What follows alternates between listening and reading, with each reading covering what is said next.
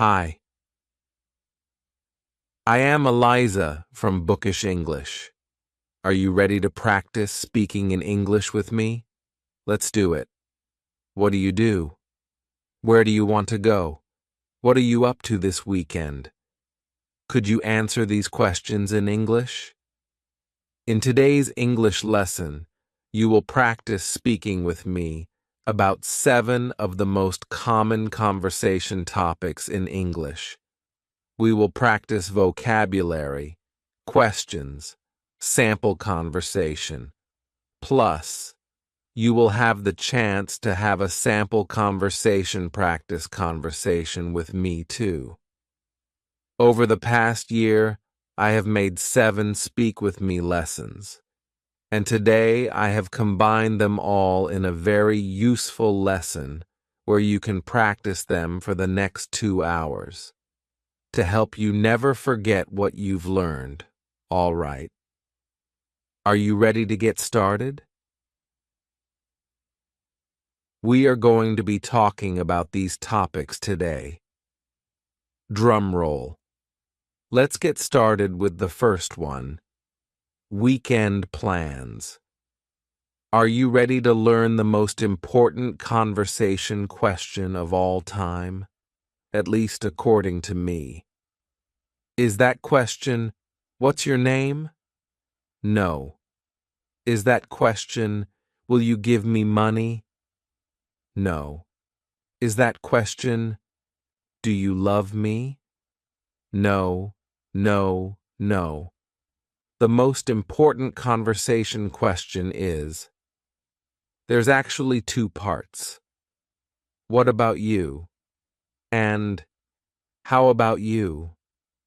When someone asks you about your weekend plans and you say a little reply, I'm going hiking or I'm not doing much, there might be an incredibly awful, awkward pause. What happens next? Well, this is where the most important question comes in. You can ask them, what about you? Or how about you? You can imagine tossing a ball back and forth. The other person has asked you a question. What are you doing this weekend? They throw you the ball. Now you reply and you say, okay, I'm going hiking, or I'm not doing much. You need to throw or toss the ball back to that person, and this question does that. How about you? It means you are asking the same question back to them. What are you doing this weekend? How about you? I want you to remember this wonderful question. Either of them, actually. They have the exact same meaning. How about you? What about you? Remember these questions because later when we practice this at the end of this lesson, during our conversation speaking time, remember these questions and use them. All right, let's go to some common vocabulary that you can use to talk about weekend plans. Brunch. Many Americans love brunch. The word brunch is a combination of breakfast and lunch, and that's because we usually eat this on the weekends, maybe a Saturday morning or a Sunday morning, between 10 a.m. and 2 p.m. It's a time when you could eat either breakfast or lunch, and it's usually a long social event. You might go out to brunch with your friends, or have your friends to your house to eat brunch. My friends and I are meeting at our favorite brunch spot on Sunday. Great. It's a restaurant where you can eat breakfast-type foods, usually with some alcoholic drink like a mimosa or something with fruit in it, or maybe some champagne in the morning, and you can eat this in the company of your friends. Another common weekend word is social butterfly. A social butterfly refers to someone who makes a lot of plans. They are flying around from one event to another to another activity. They're always doing things, usually involving lots of other people. They are a social butterfly. If you are a social butterfly, probably the year 2020 with lockdowns and all of these things was probably really difficult for you because you love to get together with other people and always be active. We can use this in a sentence like this. My friend is a social butterfly. She has invitations to 3 brunches and 4 afternoon teas. Amazing. What if you are not a social butterfly? What if you are the opposite? Are you an unsocial caterpillar? No. It means you are a homebody. Your body likes to stay at home. I'm a homebody. She's a homebody. Someone who enjoys just doing things slowly and staying at home. They feel most comfortable in a comfortable place at home. You could say, my friend is a social butterfly, but I'm more of a homebody. When I get together with friends, I would rather have dinner at my house and then play games here. I think this is true for me personally. As I get a little bit older, I prefer these kinds of intimate group settings. Instead of lots of people, I prefer just a couple of friends at home. Maybe having a bonfire outside, roasting some food or some marshmallows in this intimate setting. I enjoy doing activities at home more often than when I was a little bit younger. To stay in. Unfortunately, that has been probably a lot of our weekend plans for the past year, and it means that you're just going to stay at home. It doesn't mean you're going to do nothing. It just means you're not going to go anywhere. I'm going to stay in. You might say, it's supposed to be cold and rainy this weekend, so I'm just going to stay in and read a book. Or, I'm just going to stay in and do some things around the house. To binge watch. This means that you watch a lot of movies or TV shows, usually back to back without stopping. Several hours, maybe you watch 4 seasons of a TV show in one day. This is binge watching. You are watching a lot. This expression comes from a term we usually use with alcohol, to binge drink. This means that you drink a lot of alcohol at one time. Not a very healthy thing to do, but when we say to binge drink, that has the same idea. You're doing a lot back to back, or you could binge watch TV. You might say, last weekend my husband and I binge watched all of the Star Wars movies. This isn't true. When you have young children, you do not have time to binge watch TV, but you might say this about your life. I binge watched that new TV show that just came out. Our final expression that you can use to talk about your weekend plans is to catch up on some chores. This phrasal verb, to catch up on, is a beautiful phrasal verb that you can use to talk about some necessary activity that you haven't done for a while, and now there's more and more and more, and you need to finish all of this. We can imagine laundry, dishes, sweeping, cleaning, maybe some home repairs, tidying up, maybe even yard work. If you don't do those things for 1 week or 2 weeks, there's so many you have to do. That means you need to catch up. You need to do what you haven't done for a while. You need to catch up on some chores. And chores are just those activities that I mentioned. Laundry, dishes, these necessary activities that involve cleaning up, helping to make your home a wonderful place to live. Maybe this weekend you just need to catch up on some chores. You might say, I was so busy all week, and finally, I'm going to catch up on some chores this weekend. Maybe not very fun, but when your house is clean, it feels good. All right, now that we have some common vocabulary you can use to talk about your weekend plans, let's talk about some introduction questions that you might hear and that you can also ask other people. These have varying levels of reductions and fast ways that you will hear them, so I want to help you understand and recognize what other people are saying, and also be able to use it. Let's talk about our first question. What are you up to this weekend? What are you up to this weekend? You might know the expression, "What's up?" This just means, "How are you?"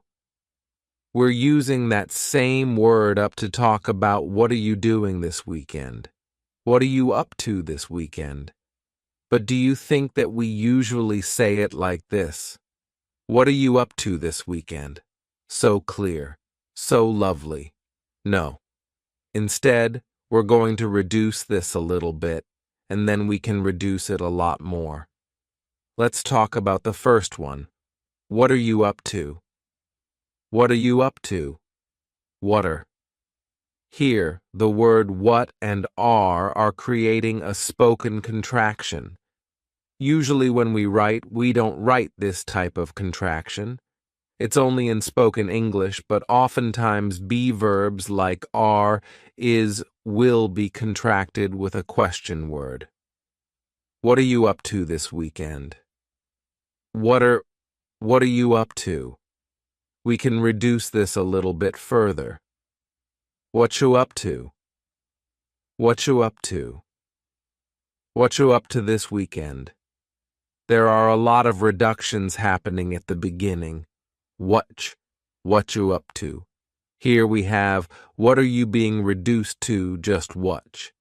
The key chi is you and what are has just been smooshed together and we can say, what she up to? What she up to? What she up to? What she up to? This is really fast. If you say this slowly, what she up to? It sounds really weird. We only use this in really fast English, so if you are going to say this, it needs to be quickly, and reduced and linked together. Most likely you're going to hear this.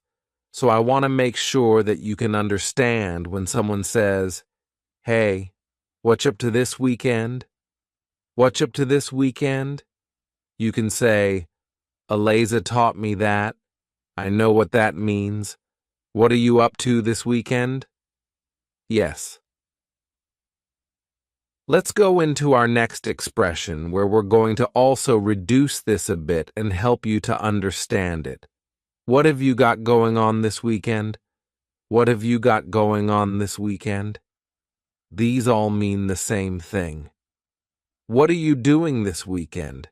But you might hear this expression with the word got. What have you got going on this weekend? When you actually hear this, we don't say it that clearly. What have you got going on this weekend? Wouldn't that be nice, though? Instead, you're going to hear a reduction or a contraction of the first two words, just like we saw with the previous example. What of, so what and have are going to be pushed together. What have you got going on? That final G in the word going is going to be cut off, and we'll just say, going. Let's try to say that all together. You want to try to say it with me? What have you got going on? What have you got going on this weekend?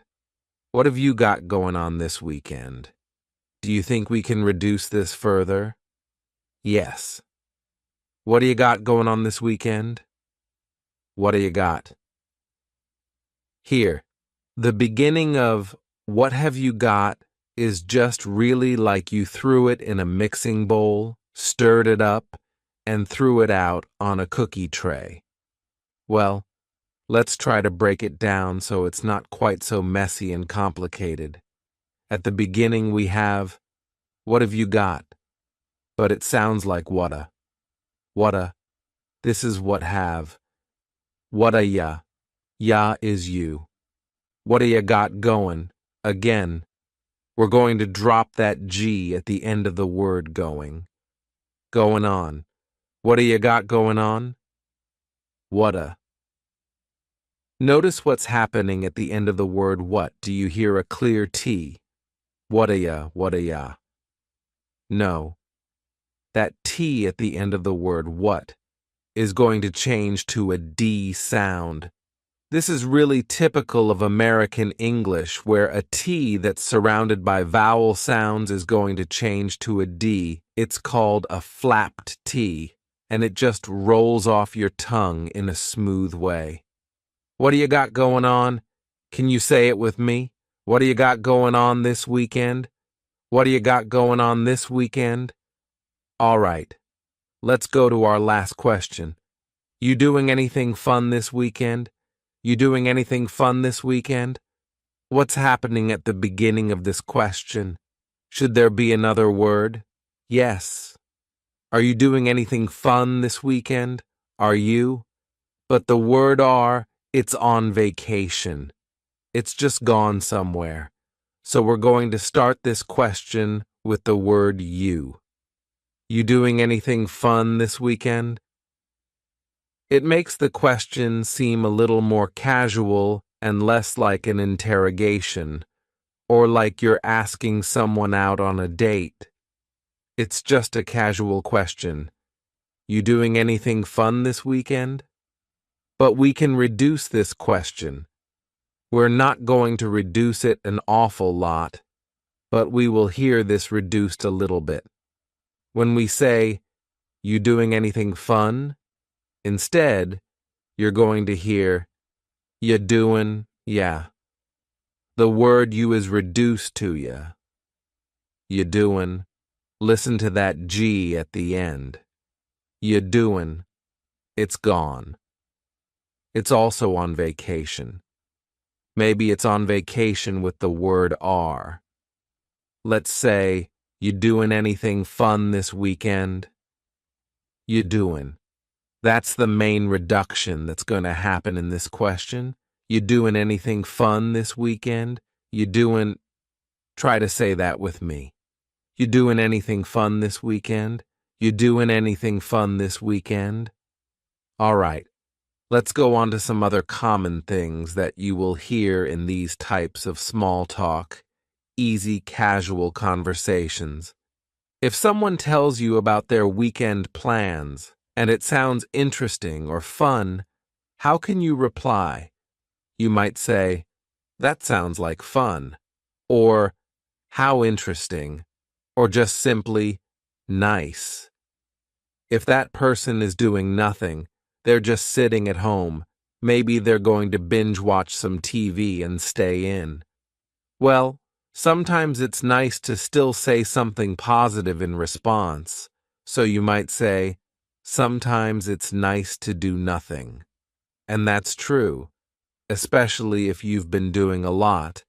Sometimes it's nice just to stay in and relax for the weekend. So you might say, sometimes it's nice to do nothing. Right? Before we practice our sample conversation together, what can you say at the end? Well, if you're talking about weekend plans, it is before the weekend, so you could just say, have a good weekend, or enjoy your weekend. Simple, great way to end the conversation. All right, let's take a deep breath. Are you ready to put all of this together? What I would like you to do is first, I would like you to listen to a sample conversation. Think about the different parts that are happening.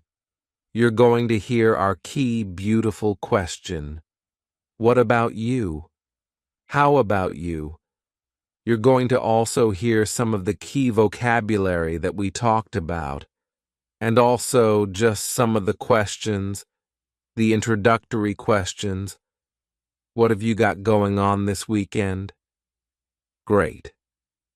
Things like that we'll put together. And then I'm going to put some pauses, and it's going to be your turn to have the conversation with me.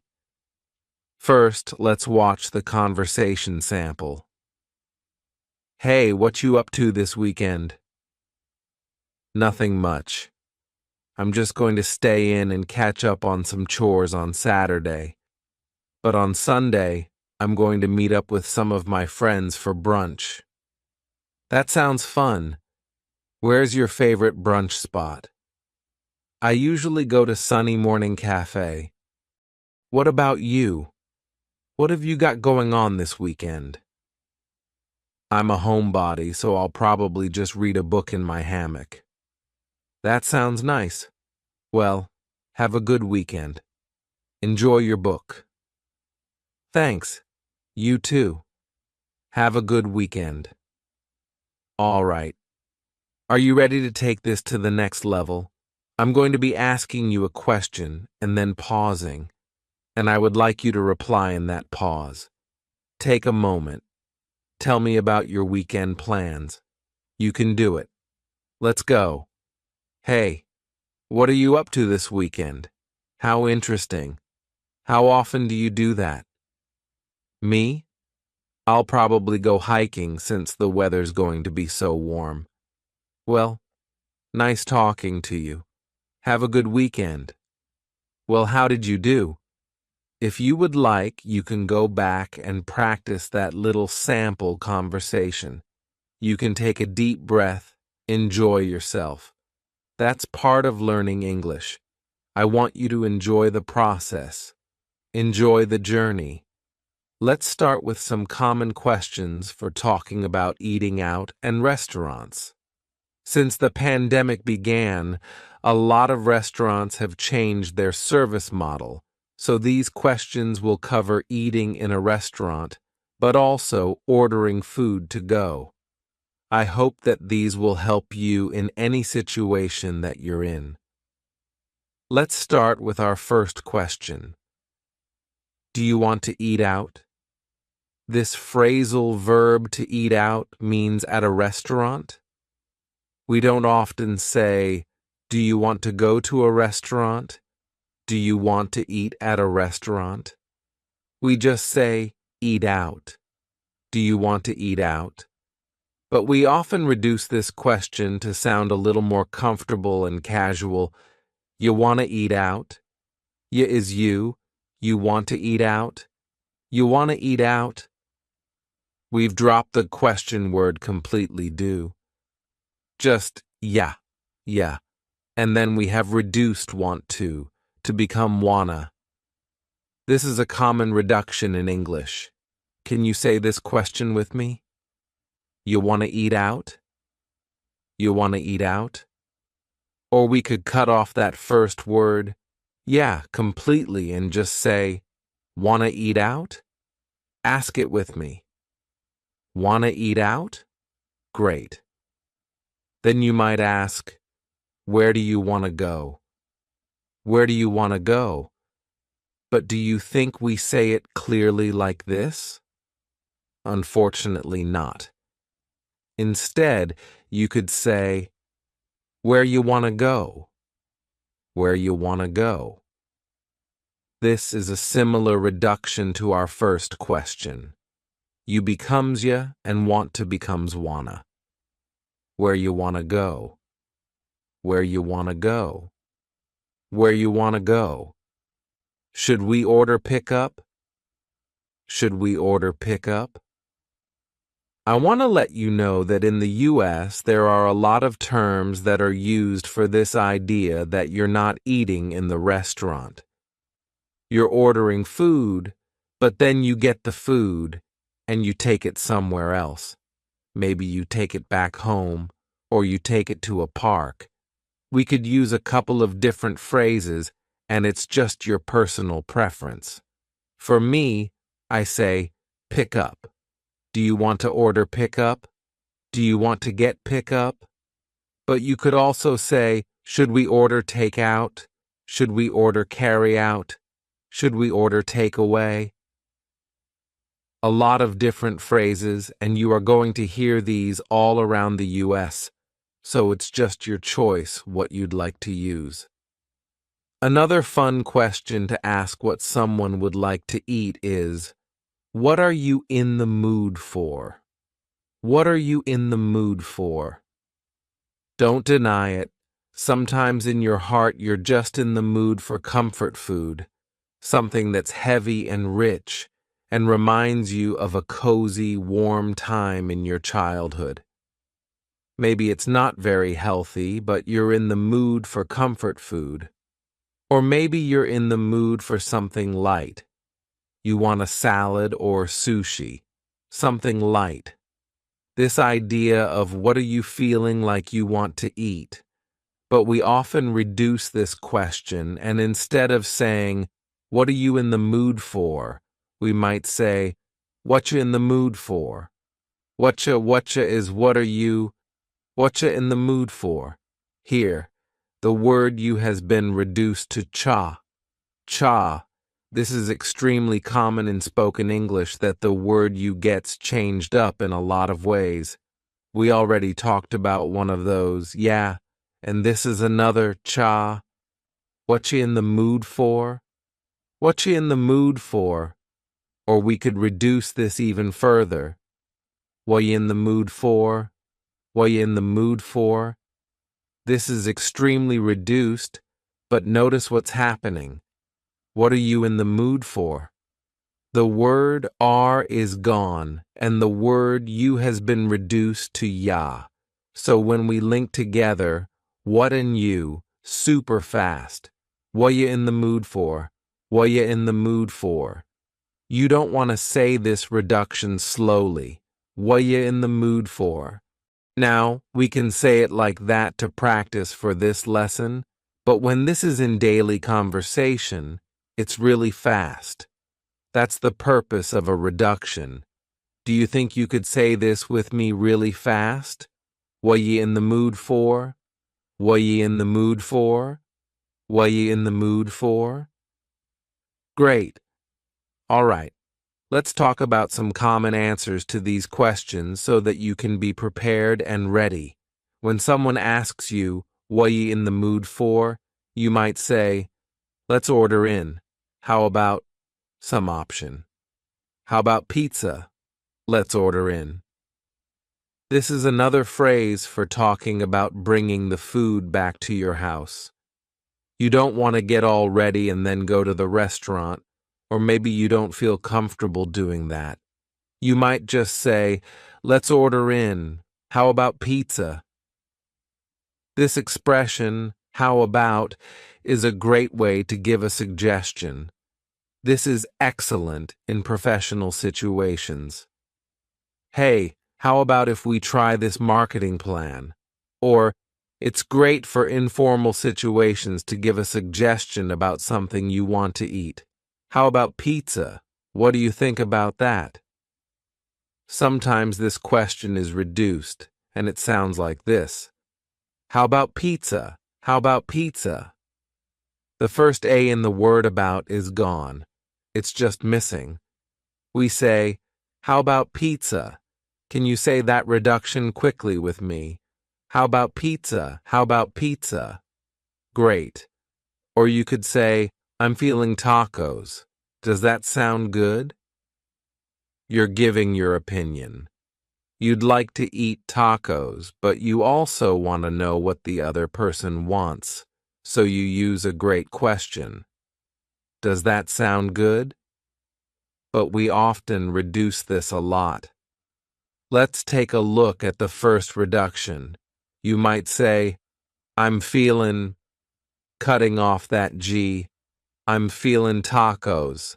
How's that sound? How's that sound?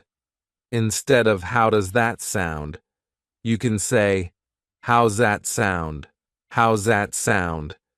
Can you say that quickly with me? I'm feeling tacos. How's that sound? I'm feeling tacos. How's that sound? Great. We can also reduce it and switch it up a little bit. I'm feeling tacos. Does that sound okay?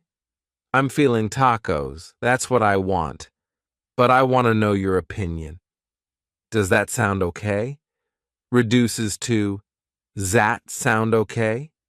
That sound okay? Can you say it with me? I'm feeling tacos. That sound okay? Great question.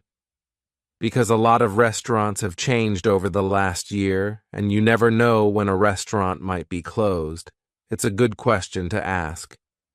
Is Ted's Cafe open? I would love to go there. Is some restaurant open? I would love to go there. There is a little way that we can reduce this question. Take a look at this. Is Ted's Cafe open? I would love to go there. The word would becomes I'd. I would, I'd. You can say, is Ted's Cafe open? I'd love to go there. Can you say it with me? Is Ted's Cafe open? I'd love to go there. Great. In the U.S., a lot of restaurants are having outdoor seating. You could say, let's go to Louie's. A restaurant named Louie. Let's go to Louie's and eat lunch on their patio. Eat lunch on their patio. This is an outdoor dining area. It's really nice when restaurants have this because sometimes you don't feel like eating at home, but especially with kids, if you don't feel like confining them inside a restaurant, or maybe you don't feel comfortable doing that. If a restaurant has a patio, it's much more informal feeling, and it's a nice spur-of-the-moment thing to do. A great expression that you can use is, let's grab a bite at Louie's. Let's grab a bite at Ted's Cafe. To grab a bite is usually a quick meal. It might be lunch. Usually it's not dinner because it's pretty quick, but it might just be a short experience. It's not a long dinner. It's not a big to-do. Let's grab a bite at Ted's Cafe because I have to go to Eliza. To do. Let's grab a bite at Ted's Cafe because I have to go somewhere later. Let's grab a bite at somewhere else. Can you say that with me? Let's grab a bite at Ted's Cafe. Let's grab a bite. Our final answer to the question what you want to eat is, I know a place or I know a spot that has great pasta. I know a place that has great pizza. I know a place. You could leave this simple and just say, I know a place. Come with me. But if you want to be a little less mysterious, you could just say, oh, I know a place that has great pasta. Come with me and you've got to try it. Okay. This is kind of maybe an unknown restaurant location that not many people know about, and it's a great phrase to use. Oh, I know a place that you're going to love. Excellent. Are you ready to practice these?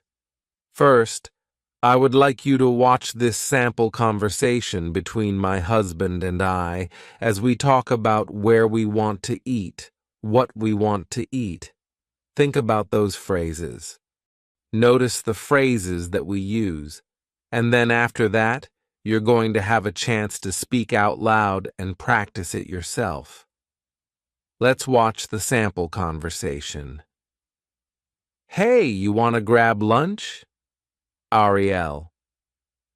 Sure, but I only have time for a quick bite before my soccer game. What sounds good? Eliza. How about pasta? Ariel. That sounds great. How about I call it in, you pick it up, and we'll picnic in the park before my game starts? Eliza. That sounds great. I know a place that's close by and has great tomato sauce. All right. Now it's your turn. I want you to use these phrases that you've learned. I'm going to ask you a question. We're going to have a little conversation together. It's your chance to speak out loud. So I'm going to ask a question and pause. Wait for your answer. No matter where you are around the world, I will be listening to you. So please take this opportunity to speak and use what you've learned. If you need to repeat this section again and again, do that. It's a great way to gain confidence as you speak. Are you ready? Hey, I'm hungry. Let's grab lunch. What's you in the mood for? Oh, that sounds good. Do you know a good place? Oh, that sounds good. You want to eat there or get takeout? Great. Let's go. Well, how did you do?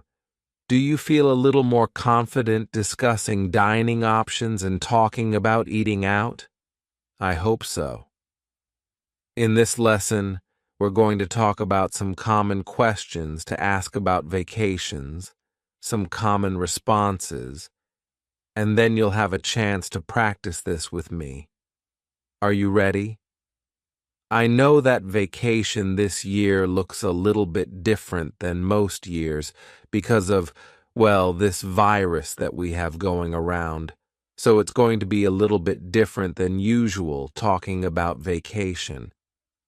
Let's first talk about some common questions and how to pronounce those naturally in English. Do you have plans to go anywhere this summer? Okay, this question is fine. You could use this full question. Do you have plans to go anywhere this summer? But there are a couple of different ways to either reduce or slightly change this question that are a little bit more natural. Where you going this summer? Where ya, which is you, going, dropping the G. Where you going this summer? Where you going this summer? Or we could say, what you got going on this summer? What cha is what plus you. You becomes cha. What you got going on? Again, we're dropping the G, but we're using a great phrasal verb. Going, going on. What's going on? If you go into a room and it's an absolute mess, you might use this phrasal verb and say, what is going on here? But you can use this also for vacation and say, what do you have going on this summer? Or reduced, what you got going on this summer? It simply means, what are your plans this summer? What you got going on this summer? So if someone asks you this, you know that they're asking about your vacation plans. What you got going on this summer? Another common question is, are you doing anything fun for vacation? But we don't often say it as clearly as this, unfortunately, right?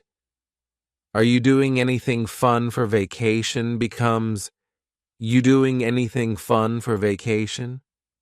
Look at what's happening at the beginning of this question. Ye. What happened to the verb are? Are you doing? It's completely gone. Maybe it's also on vacation. So we're going to start this question with just you, which is reduced to we. Do you see how we reduce the word you in a lot of ways? What you got going on? Or ye doing? Ye doing.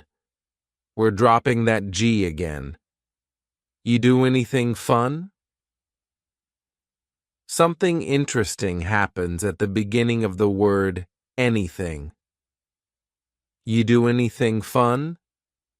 We link together doing because we're going to drop the G. It ends with the sound N, the N sound. And then the next word, anything.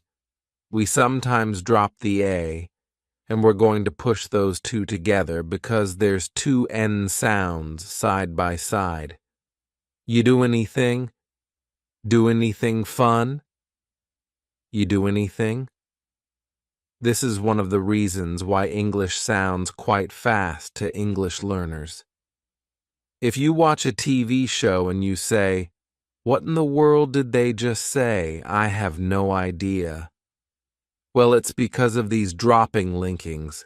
This is quite common in spoken English, so you can say this question with me. Are you ready? You do anything fun for vacation? You do anything fun for vacation? Let's go to our next question. Where are you headed for vacation? Where are you headed for vacation? This question is very clear the way I just said it, but it uses a wonderful verb, headed. This is, yes, your head, but it's talking about the direction that you're going, some place that you're going to visit. So if you get a call from your mom and she says, "Where are you going?" you could say, "I'm headed to the store." This means that's the direction that you're going. You are on your way to the store. But we can reduce this a little bit and say, "Where ya?" Does that sound familiar? Where you headed for vacation? Where you headed for vacation? We could substitute the end of this for vacation and just say, "Where are you headed this summer?" Where you headed this summer? Where you headed this summer? Do you notice that a great way to sound a little bit more fluent in English is to reduce the word you? We've talked about a couple of different reductions, but a very common one is yay. Where you headed this summer? Where you headed for vacation? Great. Before we go on to some common answers that you can use to answer these questions, let's talk about something very important. The most important conversation question you will ever know is, what about you? How about you? We talked about this in the part 1 video I made, Speak with me about your weekend plans. Well, these two questions are essential. If you don't remember anything else from this video, please remember, what about you? How about you? We use these if you can imagine a ball. I'm holding the conversation ball. And when I ask you, how about you? Boom, I pass the ball to you. It is your turn to answer the same question. So if you ask me, where are you headed for vacation? And I say, hey, not really anywhere. I'm staying home. What about you? I pass the question back to you. This is a great way to continue a conversation. So make sure that you keep that locked inside your memory, because we're going to be using that a little bit later in this lesson, where you're going to use these conversation questions and answers to practice speaking with me. All right, let's go to some common answers to talk about our vacations, especially in this world that we're living in this year. Because a lot of us would love to go on vacation and see the world, but we probably needed to change our plans a bit this summer. Let's talk about some realistic answers to these questions about where you're headed this summer, what you got going on for vacation. Let's talk about some realistic answers. I'd like to go to Europe, but I think I'll take a road trip around the US instead. This is using a great sentence construction. I'd like to, but. So first, we're talking about your dream, the ideal dream, and then we're talking about what you're really doing. I'd like to go to Europe, but I think I'll go on a road trip around the US instead. Or you could say, I'd like to go to a family reunion, but we had to postpone it. Okay. The ideal is going to the family reunion, getting together with all of your family members, but the reality is that you had to postpone it or delay it for another time. This is the reality. I wish that I could go on a cruise, but that's not happening right now, so I guess I'll order a pizza and go to the pool. Here again, we're talking about the dream, and then you can make that reality special for you. It doesn't need to be too disappointing, but it's not your dream, your ideal dream. I wish that I could go on a cruise, but cruises aren't happening right now. I wish that I could. That's a great introductory phrase. I wish that I could go to a music festival, but it was canceled. So I guess I'll make a playlist and listen to music and dance in my backyard. I wish that I could, but this is what I'll do instead. All right, let's go to our third phrase. I was going to take my family to New York, but I think we'll go camping instead. Using this phrase, I was going to, talks about a plan that you had, usually a real plan that you had. It's not just a dream. It's a plan that you had, and then you needed to change it. I was going to take my family to New York, but I think we'll go camping instead. So we have the dream, or maybe a plan, but unfortunately, that's not the reality. I was going to backpack across Italy, but I guess I'll stay home and learn how to cook some Italian dishes instead. This year is all about, and last year was all about, trying to make some kind of compromise, a change in plans that's not too disappointing. I was going to backpack across Italy, but I'll learn to cook some Italian dishes instead. Okay, now that we have some common questions, don't forget our key question. How about you? What about you? And some common answers. Let's take a look at a sample conversation so that you can try to imitate this when it comes to be your turn. Let's take a look at this sample. Ariel. Hey, you doing anything fun this summer? Eliza. Well, I was going to go backpacking around Europe, but instead, I think I'll just go camping in some local state parks. What about you? Ariel. Well, I was going to meet my family in Florida for a family reunion, but that got canceled. So now I think I'm going to have a socially distanced outdoor movie night in my backyard. Do you want to come? Eliza. Sure, that sounds great. Text me the details and I'll be there. Ariel. Great. I'll see you around. Enjoy your camping trip. Eliza. Thanks. I will. See you at the movie night. Okay, now it's your turn. Put together all of these pieces. I'm going to be asking you a question, then I'm going to be pausing. I don't care where you are living around the world. My ears are going to be listening to you. Then I'll be replying, and I would like you to take this opportunity to speak out loud. If you need to go back, review this section, do it again and again, and just gain some more courage, feel free to do it. This is a wonderful chance to speak out loud. Are you ready? Let's do it. Hey, you doing anything fun this summer? That sounds like fun.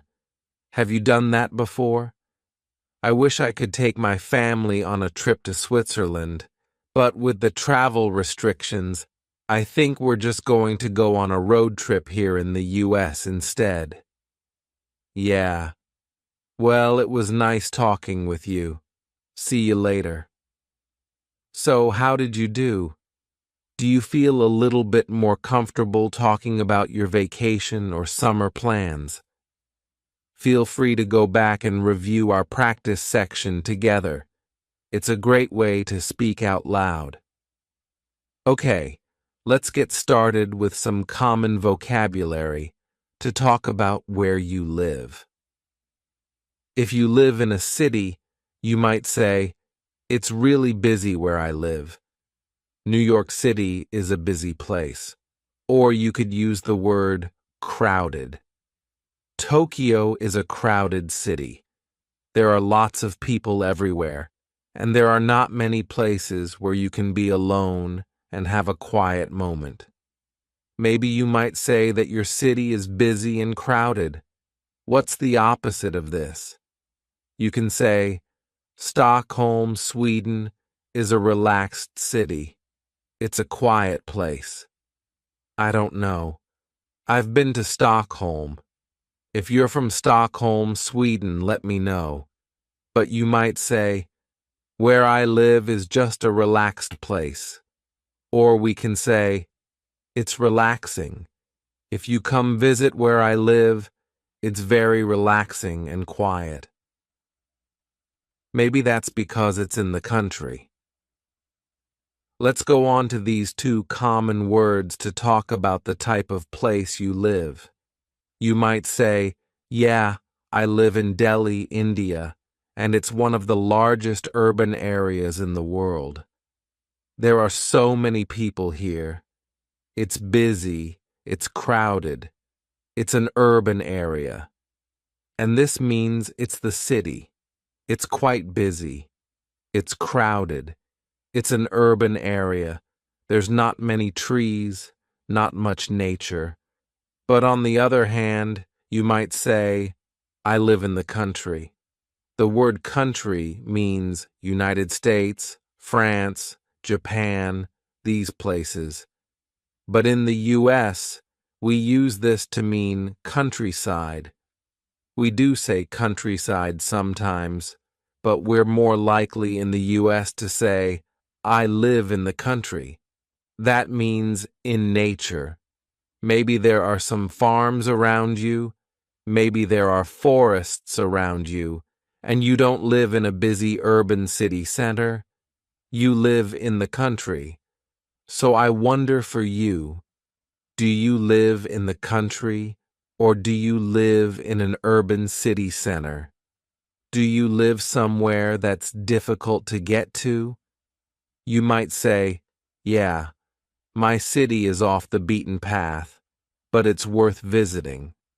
So for me, my city, Asheville, in North Carolina, it is definitely off the beaten path. It's not a huge city. It doesn't have a big airport that comes here.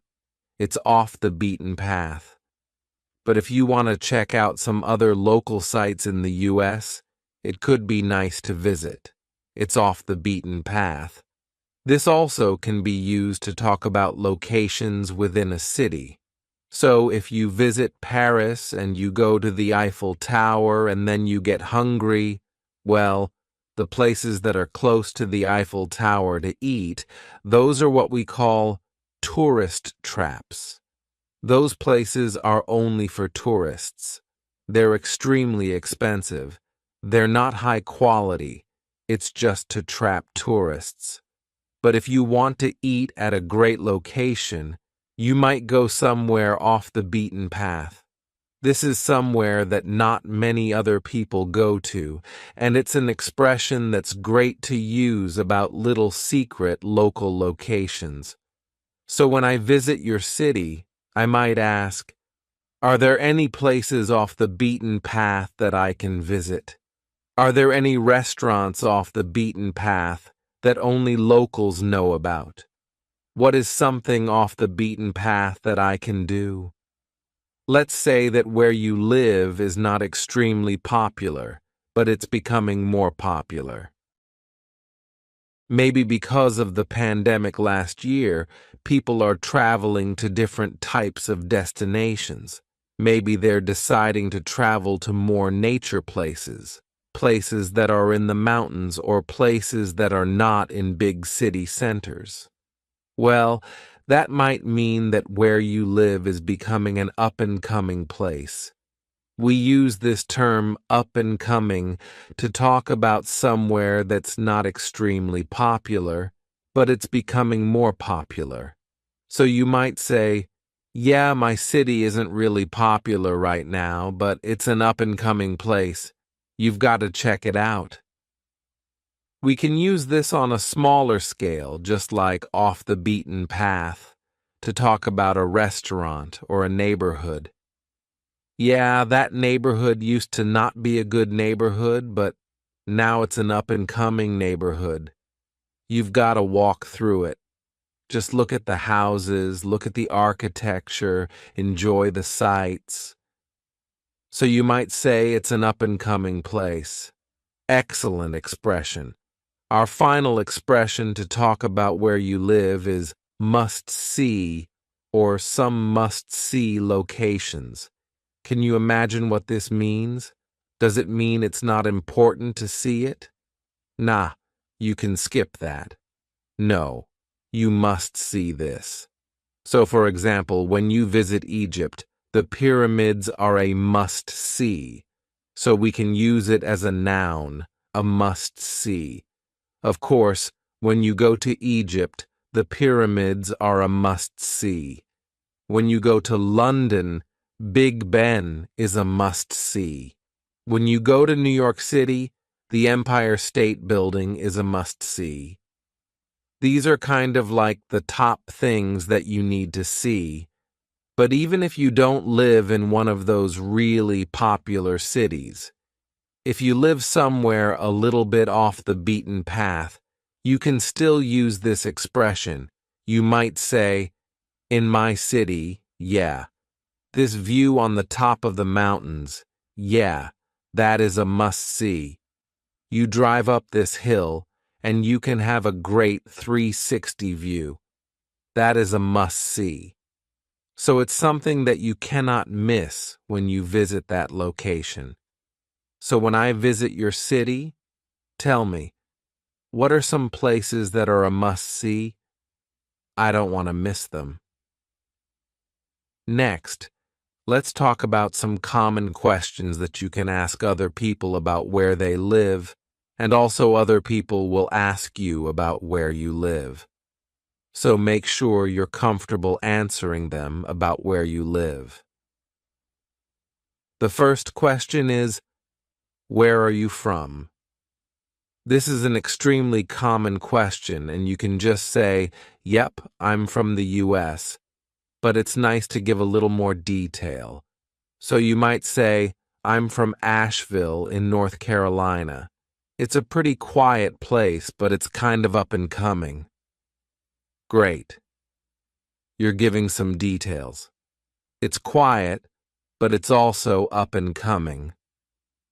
I live in Asheville. You're inviting a conversation. If you just say, I'm from the US, or I'm from Asheville, that's where I'm from, someone might ask you, what's it like there?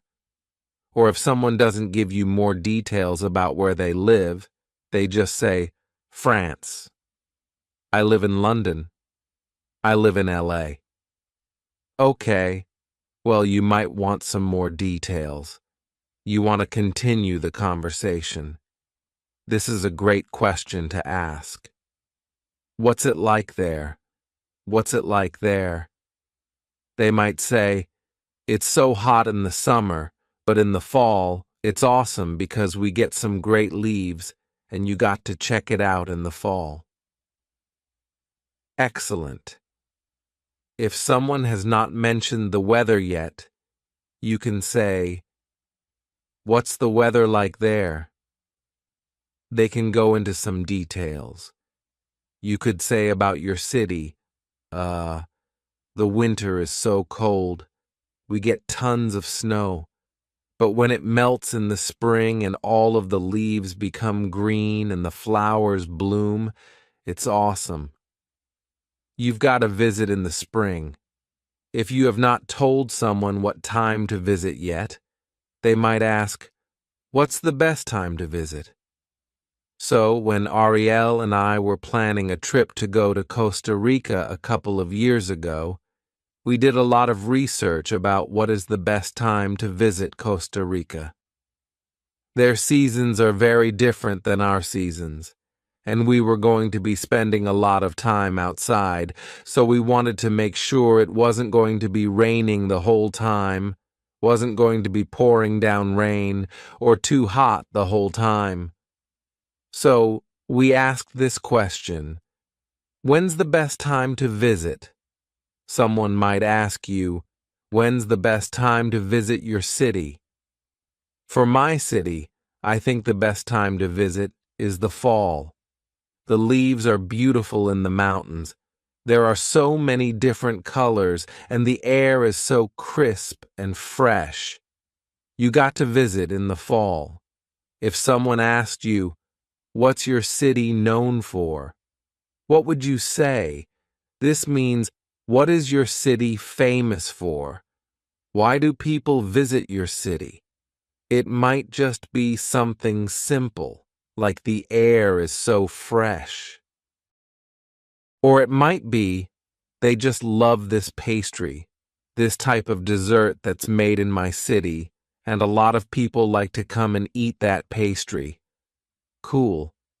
It could be something simple. Or, if you live in a bigger place, you can obviously talk about some famous destinations that your city is known for. But if people have not heard about your city, they might ask this question: oh, what's it known for? What's your city known for? And then you can think about some great places to visit that people might be interested in. Whenever I ask someone about their city, especially if I'm going to visit, like your city, I like to ask about their personal favorite thing to do. So, someone might ask you, what's your favorite thing to do in your city? Or, what's your favorite thing to eat there? What's your favorite thing to see? Because I think that local people's perspectives are often different than a tourist's perspective. So, finding out what the locals like to do, specifically what you like to do, can be really valuable and can add to a rich visiting experience. So if I asked you, what's your favorite thing to do in your city? You might tell me, oh man, there is this little bar off the beaten path down this alley, and you gotta check it out. It's so cool. They brew their own beer, and the atmosphere is awesome. It is a must-see. Great. I bet that my trip to your city would be a lot more amazing because of that information. So make sure that you have some ideas that you can tell other people about your city. Our final question is a little more broad. Someone might simply ask you, what do you recommend? Or maybe if you are talking to someone who lives in New York and you are about to visit New York, you can ask them some questions and say, what do you recommend? What do you recommend about New York? What do you recommend that I do? Oh, you got to see this museum. It's really cool. They have local artists that they have on display and all these different things you can see. Great. You are asking, what do you recommend in general? It might not be that person's absolute favorite thing personally, but to visit the city, what do you recommend? Great.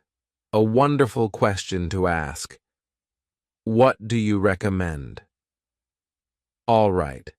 Now that we've talked about some common vocabulary to describe your city, some common questions that you can ask or other people might ask you about where you live, let's see a quick sample conversation between me and my husband Ariel, where we talk about visiting Rome. Now, neither of us are from Rome, but I want you to use your imagination. Let's imagine that Ariel is from Rome. He's actually from the US, but let's imagine that he's from Rome, and he is giving me some insider tips about what I should do on my upcoming trip to Rome. Let's watch the sample conversation and listen for some of the key vocabulary that we just talked about because you are about to have a chance to use it yourself, speaking with me. Let's watch. Hey, Ariel. Ariel. Hey, Eliza. Are you excited for your trip to Rome? Eliza. Yeah, I can't wait. It's such a historic place. But are there any tourist traps I should avoid? Ariel. Yeah, avoid all the gelato shops except this one. It's off the beaten path, but trust me, it's worth it. Eliza. Oh, thanks for the tip. Any other must-sees? Ariel. Well, the Colosseum is great, but my favorite thing to do is wander around and see all the little chapels. It's usually more relaxed and less crowded that way. Eliza. Ah, that's good to know. Thanks for the tip. Ariel. No problem. Enjoy your trip. Eliza. I will. All right, now it is your turn. I'm going to ask you some questions about where you live because I'm coming to visit. I need to know what it's like. I'm going to ask you some questions, and then I will pause. I will be listening to you wherever you live around the world. I will be listening, so please speak out loud. Use the expressions that you've learned, and I can't wait to learn more about your city. Are you ready to get started? Hi, I'm taking a vacation to your city, and I can't wait. Tell me, what's the weather like in the summer? I need to know what I should pack. That's good to know. Thank you. Well, what's your favorite thing to do or see in your city? Wow, that sounds really interesting. So, I got to know. Are there any tourist traps that I should avoid when I go? Thanks so much for the tip. I look forward to visiting. I can't wait to see you soon. Bye. All right. How did you do having this conversation with me? You're welcome to review that and say it again and again. Eliza. With me. You're welcome to review that and say it again and again and again to practice and grow your confidence. Let's get started with some common expressions to talk about birthdays. Let's talk about some types of birthday parties. A birthday bash. This is a big party. Lots of people, lots of presents, lots of games. It's a big one. So you might say, we are throwing a birthday bash for my niece because she's turning 10. Double digits. Quite exciting. To throw a party. Are you holding the party and throwing it? No. I mean, maybe you're throwing some confetti, but this is just another way to say we're having a party or we're going to plan a party. We often use the verb to throw. You might say, we're throwing a party for my grandma's 90th birthday. It's going to be a big birthday bash. What if you're not a fan of birthday bashes? You want to keep things more low-key. You might say a gathering or a get-together. This is something small and intimate, just family, a few friends maybe. You could say, I'm not a fan of big birthday bashes, so we're just going to have a little gathering at my house, or we're just going to have a little get-together at my house. This is true for me.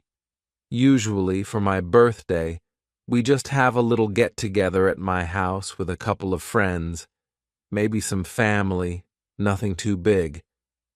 Surprise. Oh, what did I just do? I surprised you because it's a surprise party. Usually, with a surprise party, the person who is having the birthday doesn't know about the party. This is the ideal situation. So, someone is planning, inviting guests, setting up everything, and they try to get the birthday person to come into that area without knowing anything. and they walk in, and then everybody jumps up and says, "Surprise." So, I'm curious, have you ever had a birthday for you? Have you ever helped to participate in a surprise birthday? I don't think that I ever have. But one time when I was in college, my friends threw a surprise birthday party for me and another friend who has the same birthday. And I didn't want to go. I said, "I'm studying, I have a test. I can't go down there. I'm not going to go have dinner with you guys. No, I need to study."